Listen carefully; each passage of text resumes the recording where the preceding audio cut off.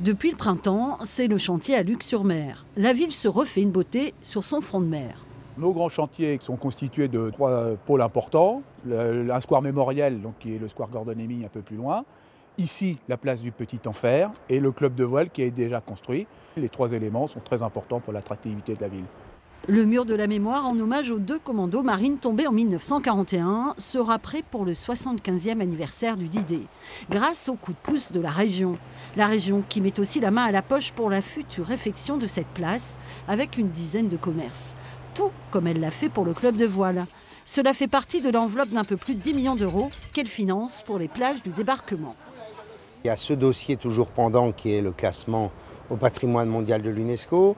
Derrière, très clairement, il faut voir qu'on a un besoin de requalification, de réaménagement d'un certain nombre de fronts de mer, dans de lieux majeurs comme par exemple Omaha.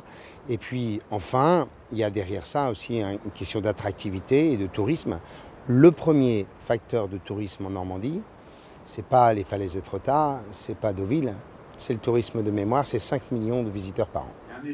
40 projets sont ou seront accompagnés d'ici 2021 dans le secteur d'Utah Beach comme de Sword Beach. À Courseulles-sur-Mer, celui de Passerelle Tournante sur la Seule se précise. Le futur marché couvert est quant à lui déjà en chantier.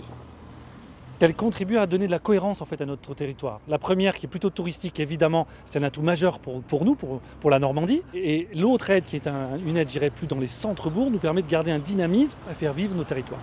Des projets en adéquation pour ancrer et faire perdurer sur ces lieux historiques le tourisme de mémoire.